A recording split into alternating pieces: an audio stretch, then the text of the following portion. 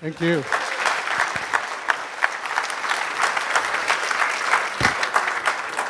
I'm Martin Ringline, and most of you probably have no idea who I am, but that's fine. It's what makes Front Trends one of my most favorite conferences. It's what makes this industry so special. From the people on this stage to the audience in those seats, it really doesn't matter who we are.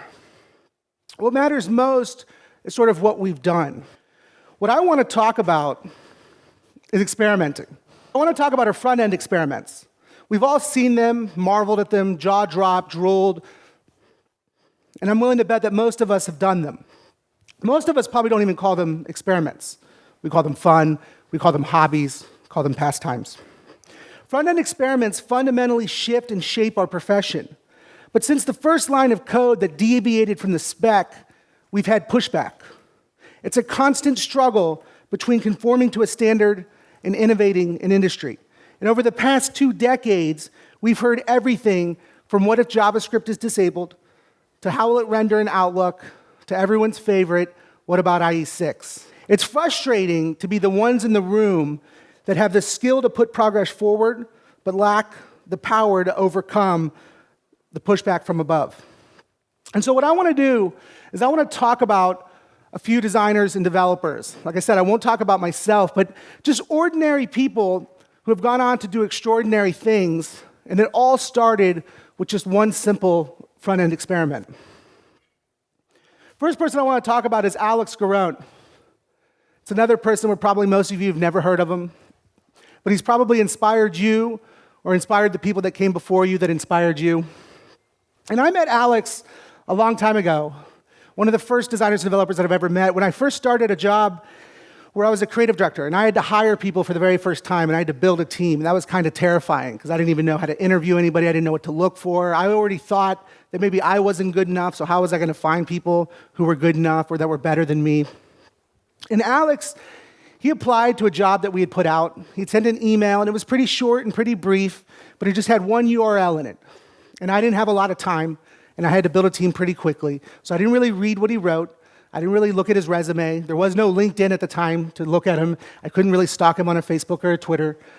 But I clicked that link, and it opened up. And what I saw was a collection of the most beautiful work that I had ever seen in my entire life. And all of it using CSS for layout, which at the time was a remarkable feat. Not only was nobody doing it, but nobody was making it look good. And Alex had this collection of work that just, it floored me. I showed it to everybody I knew, and I said, this is the best stuff I've ever seen. I said, I have to bring this guy in. We have to get this guy on this team as soon as possible. Now, I didn't have a lot of time to review what Alex had sent me.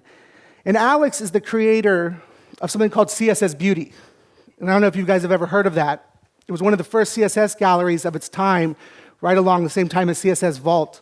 And it proved to be an inspirational moment for a lot of us when we wanted to sort of start building with CSS for layout, but we didn't know if it was possible, and we didn't know who else was doing it. And this was a place that brought all that together to show us other designers and developers who were working on the same problems we were, but really pushing forward the fact that if you can dream it, somebody somewhere can build it, and it can work in every browser from IE6 to IE 5.2 on Mac.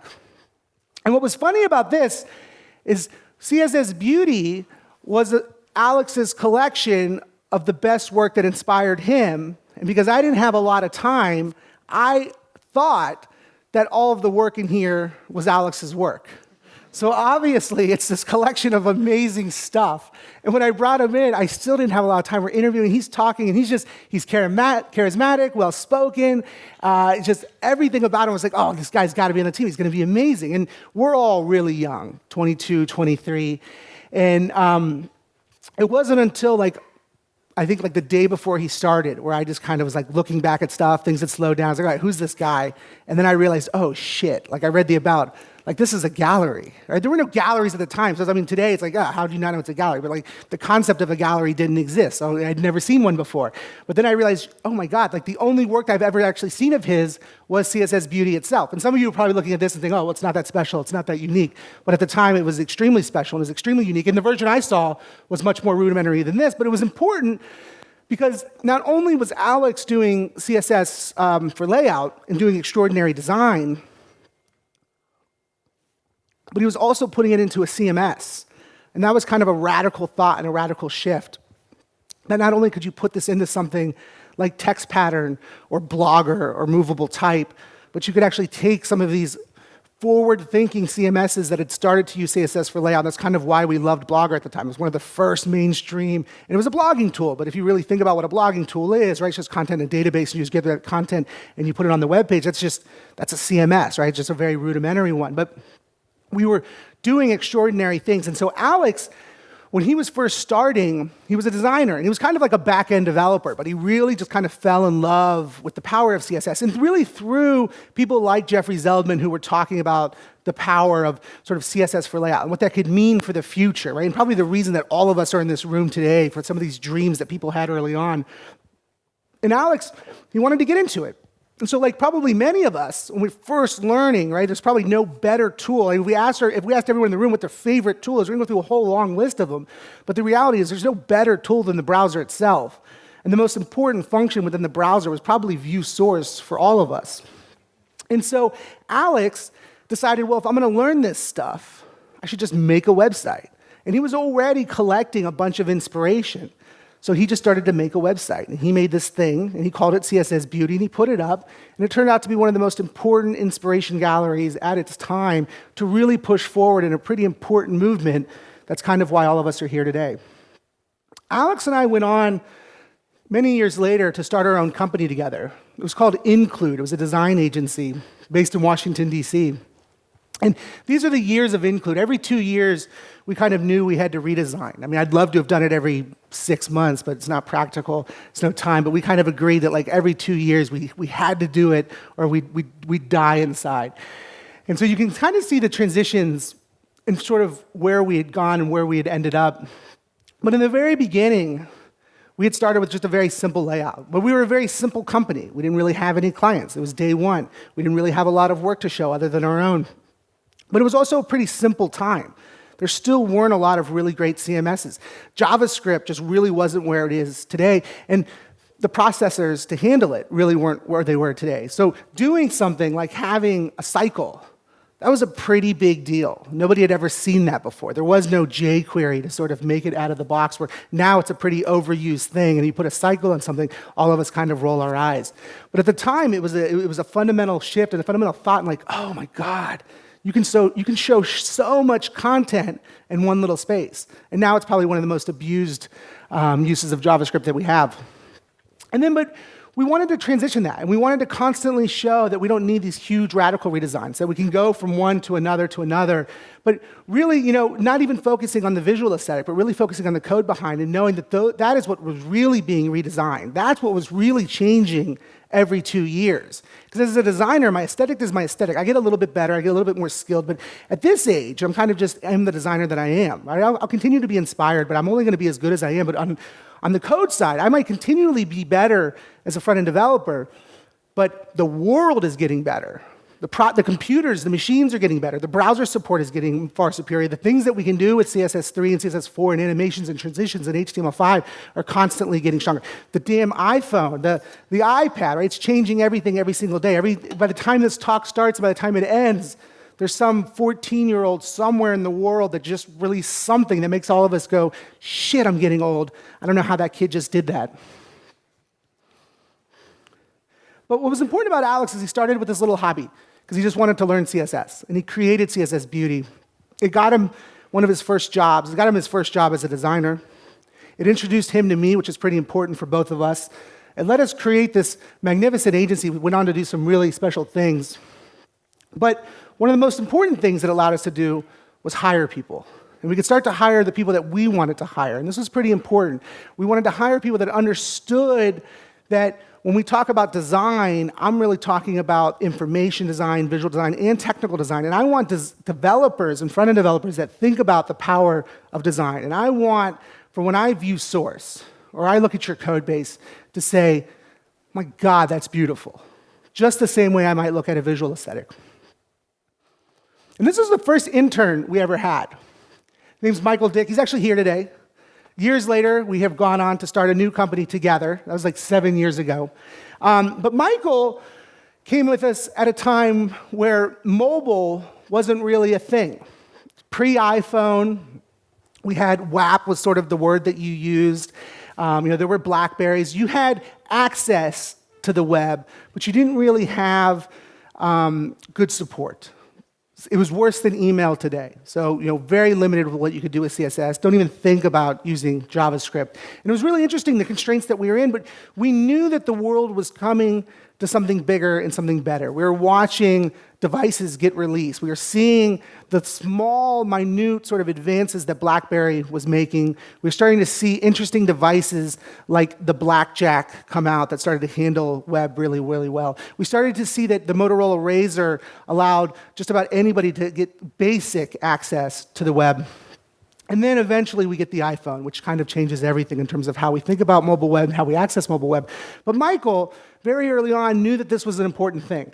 He had grown up in a world where Alex and I and the Zeldmans and everyone, a lot of the people in this room had sort of done the hard work, and we'd gotten to a place where CSS for layout was a thing. We weren't really bitching about it or complaining about it.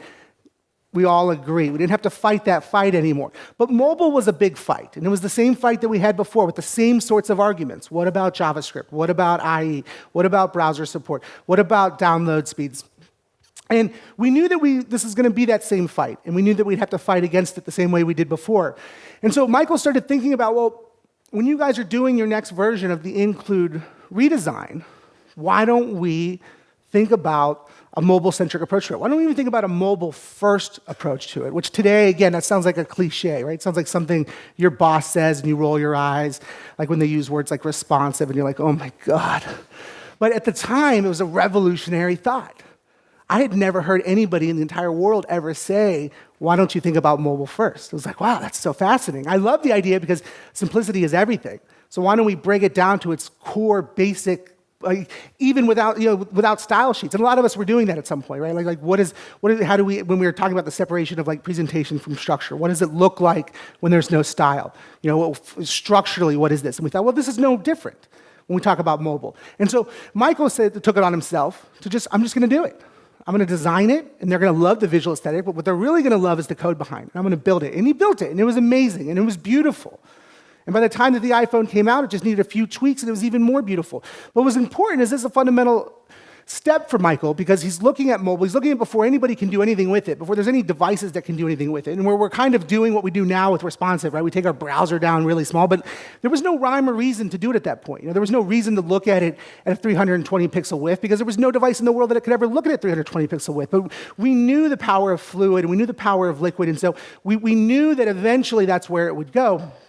And so Michael's little experiment with the Include website fundamentally puts him on a track where when the iPhone does get released, everybody wants a mobile website, right? And that's where Ethan Marcotte starts to work on responsive. It's where the industry starts to move towards a world of mobile first.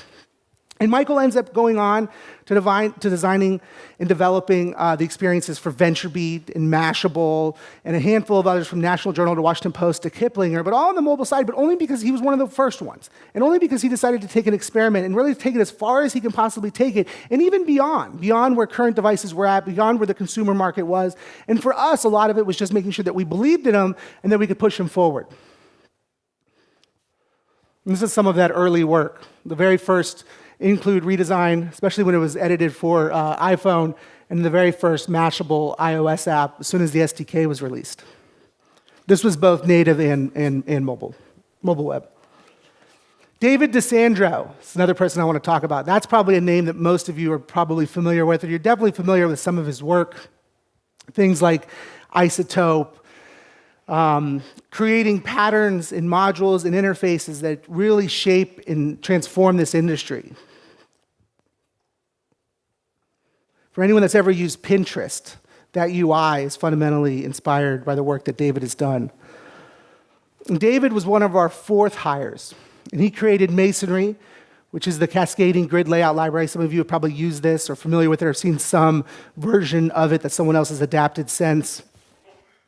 And for David, it was really interesting because when we met him, he was just graduated college, economics major, never had a front-end job, just kind of thought it was fun, right? Had heard about this web thing, played around a little bit, but never thought he could make a career out of it. But we were following anybody and everybody that was trying to do anything interesting that most modern-day browsers couldn't support. Because for us, it was fundamentally important to know that if that's what you're doing, the day that the browser can support it is not the day to start learning it. That's the day to dominate that market, especially if we're thinking about it from like a business perspective. And so David is constantly thinking about these things. And he develops Masonry as sort of a side project, a hobby, this idea that he didn't like the constraints that CSS was putting on him. Because again, he was a little bit older, so this whole argument or this whole fight about CSS for layout was sort of over. And for him, he thought, well, that was boring. Why, now that we have these, this awesome, we can do all this awesome stuff with layout, we have these grid systems, why are we now confined to the grid system? Why as designers do we feel like we're stuck in the grid? And we almost, from a technical perspective, limited ourselves to the grid. So he just asked a simple question. How can I start breaking outside of the grid? How can I start doing really interesting, compelling things? And how can I really start now taking JavaScript to a place it had never been before? And this becomes fundamentally important for us because this is the moment at which we're starting to think, where can we go beyond sort of the out-of-the-box jQuery UIs? Where can we start to take JavaScript, where it can start to be supported a little bit better, where we can start to even get to a world where modern-day web apps are almost built fundamentally by things like JavaScript and on the client side. So Dave goes on to do a handful of other experiments. And one of the ones he does is he's really interested in the power of CSS, and he's really interested in what you can do with CSS, especially when you don't need to limit yourself to the use of images to do really interesting things, right? So it's the first time when we're starting to think about rounded corners without CSS. Right now, that's kind of rolling your eyes, but that was such a fundamental thing the first time we saw somebody round a corner without using JavaScript or images, and it was just like, jaw-dropping. Holy shit, I can't believe that just happened. Changed everything. It's one of those moments where you got back to your computer and you just thought, oh my God, nothing's ever going to be the same again. So Dave did something pretty ironic where he wanted to recreate the Opera logo, which had just been redesigned. And this is several years ago. But he wanted to do it in CSS and use no images and use no JavaScript. And this is what it looked like in sort of Firefox 3.6, Chrome 5, Opera 10.5, and then IE 6, 7, and 8, and really just kind of visually connoting to us where some of the limitations were in terms of support. Now, this is fascinating for a couple of reasons. One, it's a different way to communicate the limitations that are happening, right? Just saying that something isn't supported, from one browser to the next, it's kind of like a limited argument because it only really stays within the understanding of this room. But when you show this to somebody else, the rest of the world gets how big the problem is.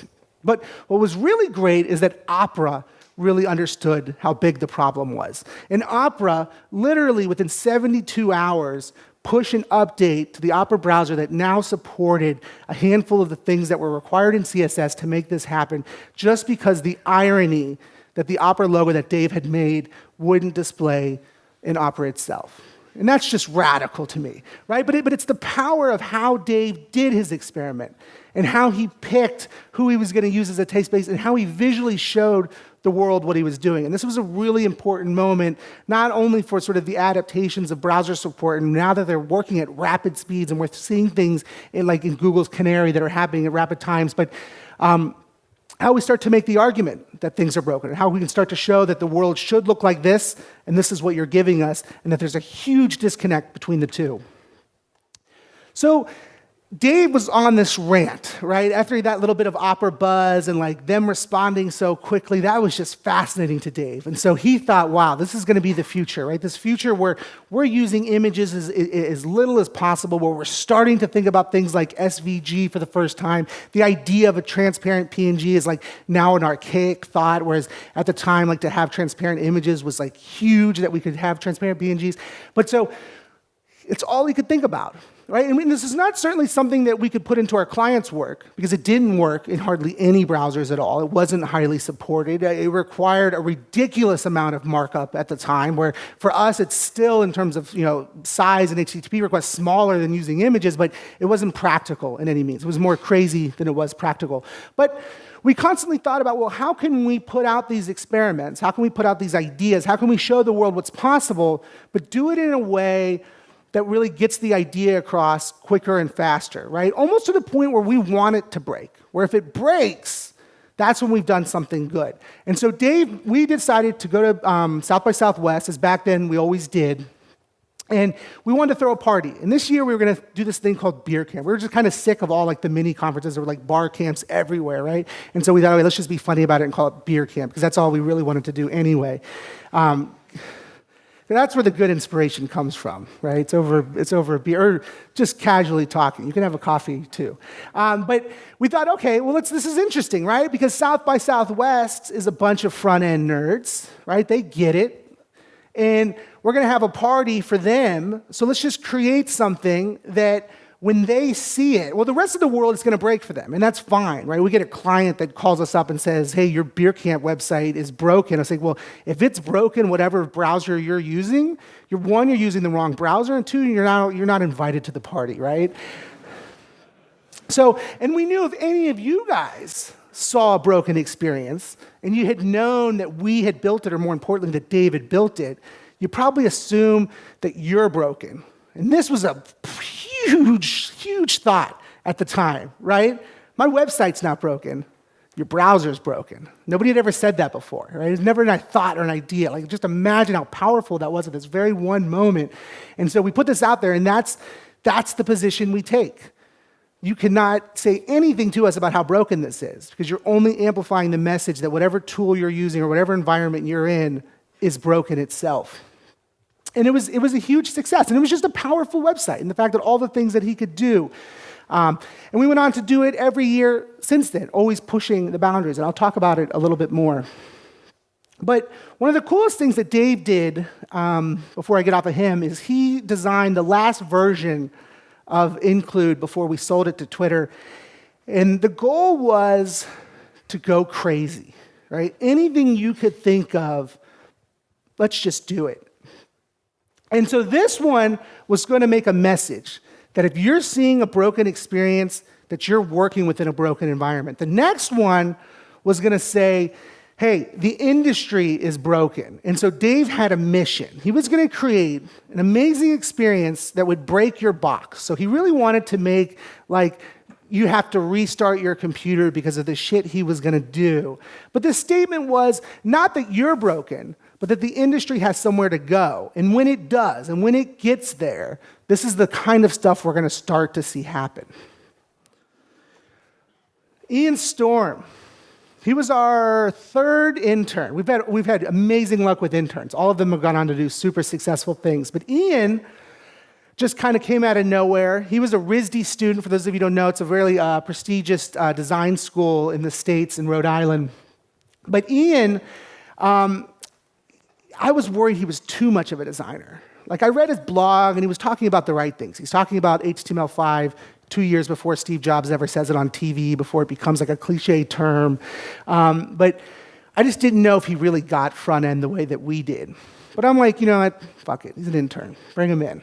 So we bring him in. You know, what's the worst he could do? And I'm trying to, like, be a good boss, right? I don't even like the word boss, but I see him working on something, and I'm like, shit, like, I want to ask him, like, what are you working on? Because it doesn't look like the thing that I asked him to work on, but then I don't want to be that guy, right? Like, literally a micromanager over his shoulder, what is this? So I try to come up with, like, some really creative way to be like, hey, man, so what you working on, right? Do it over lunch. And he tells me, he's like, oh, he's so excited. He's so glad I asked. He's like, no, come look at this. Come look at this. So everyone's familiar with Event Apart, a list apart. They do this, well, they do challenges every year. And this is the first year that they did a challenge, and they called it a 10K apart. And what they wanted to do is to see what the group like us, this room, could do in under 10K. Right? And this is a result of a lot of the work that David done, right? Now that we're not using images, right? Because all that counted. Now that we're really being as minimalistic as possible and really thinking about the file size of, say, you know, the JavaScript that we're writing. And so Ian, he decides he wants to enter this contest. And he knows we're a pretty cool group and that we love this kind of stuff. So he really thought he'd take it on his own to do this. And he really thought it was going to impress us. Whereas most of us, right, we'd be terrified if we're working on like a side thing for our own benefit where like our company didn't ask us to do it, right? That's kind of like how you get fired. But Ian knew that that wasn't going to happen, and that wasn't the environment that we had. So he made this thing, and it was called mashups, but ups with 3 Ps. And what he did was, look at that, I have a picture. Just randomly hooked into the Dribble API and pulled in dribble shots. But it was that matching game, right? Like if you see this tile, you have to match it to another tile. He ends up winning best in design for this with 10K apart, which is fantastic for him, right? Like still in school, nobody knows who the heck he is, and now he's got the notoriety of somebody like Jeffrey Zeldman and a list apart and event apart. And he's already now an award-winning designer, just that quickly. But what's fascinating is that he knew the power of what he could do. And he decided to start with one little experiment and see how far he could push it and the things that he could do.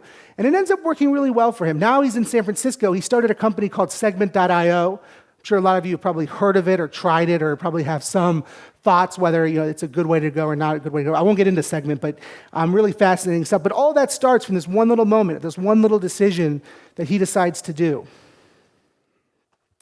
Tom Giannatasio, one of my all-time favorites. He's like worse than my crappy cubicle in Beltsville, Maryland. He's at like the shittiest of all jobs, and he's working for some real estate company, just like cranking out real estate websites. Just you get like 2 hours to work on it, design it, build it, the whole thing, right? It's like literally asking you to do your worst possible work. But we find him, or he finds us rather. And he just goes nuts, because now he's around people like Michael Dick and David DeSandro and Ian Storm, and he just sees the wealth of potential, and obviously from what the world is showing as well, and he just gets into it. And he does a handful of things, but one of the most fun things that he did was he took the beer camp experience to one more year, and it was actually 2 years ago in Poland for Front Trends, and he decided, well, we're going to do beer. We're going to take Beer Camp International, right? We're done. Well, everyone was done with South by Southwest, at least us. So when we come to Beer Camp, he's just gonna think of the craziest thing he can think of, right? Like, how can you really take whatever is new and emerging, like animations and transitions and CSS, and really show the world what's possible? And he created this really cool flipbook experience that some of you may have seen, but from now, you've seen a million things like it, right? We've seen Flipboard and 1,000 other things, but those all come from somewhere. And I'm not saying that they came from Tom, but they come from Tom and a bunch of people like Tom who are experimenting with the right things at the right time, at the right moment, but they find an audience and a place to experiment with them, right? So you can't just say, I'm going to build this for a client, I'm going to build this for my boss, because it'll never fly. But if we can find a place where it's appropriate, right? An audience of people like us that'll actually appreciate when it's broken because there's a message behind it, or really appreciate every line of code that was written here, where when you look at this, most of the world outside of this room just wants to see a beautiful experience and says, oh my God, it's so pretty, but everyone in this room views source instantly. What the hell did he do and how did he do it, right? And I'm almost at time, so I'm going to run through this really quick. Tom now went on, he went to Twitter, he went to MIT, and now he just built this product called Macaw, which I don't know if any of you have heard of, but if you haven't, you definitely want to check it out. It's macaw.co, and I don't want to plug Tom too much, but this is a moment, right? Like if I were giving this talk 5 years from now, this would be a very important moment, because I really think what they're doing now is going to push the entire industry forward in terms of how we think about writing and drawing code. Last one is Brian Innes, real quick. One of my last intern before we sold the company did a whole bunch of crazy stuff, but he's just really fun and engaging. But when he was an intern, never had a job in his life, right? He was just in college, came to us, and when we went to Twitter, we brought him with us. That's his first freaking job. Like his world is now ruined forever because all he knows is a world of like free bacon platters and celebrities coming by and ridiculously sized paychecks. So he's destined for another world of disappointment if he ever decides to leave. But this cool little graphic here is something Brian made just for fun when he got there, right? Because when he got there, he kind of had a stigma of an intern. And so that's something that's hard to fight against. And so Brian and I are just doing a lot of marketing for Twitter, especially the design team. And I was a design manager at the time. And he's like, I'm just going to make something cool. So like the design team kind of has like a mark, right? Just for no reason. Maybe no one ever uses it. Maybe no one ever sees it. Maybe it goes on like, we print it out an 8.5 by 11 and it gets stuck on a board somewhere. And that's it. Maybe that's the existence of it. But he does something cool. He uses all the assets within the Twitter brand, all the icons. It makes this simple, right? You guys might like it. You might hate it. Who cares? But The design team liked it, right? Whether they liked what he did or they liked the fact that they had some kind of symbol that was theirs, it went on everything, stickers, t-shirts. But then he animated this thing. And he's a video guy, so he thought about making a video. But then he looked at his audience and said, well, this is a department of the best and brightest in web technologies. I can't make a freaking video. I got to code this thing. And I got to show that everything I would have done in video in say, a video editor, that I can do in the markup. Not only to show to them that he could do it, that he had the ability, but to show to himself, right? And then to show to a world that it was possible. And no one ever looked at him the same again. They all realized how good he was and the stuff he could do. And he's now the lead designer running Twitter.com. But that's just an insane sort of journey. And I think I'll end it there. And that's me, @Smarty on Twitter.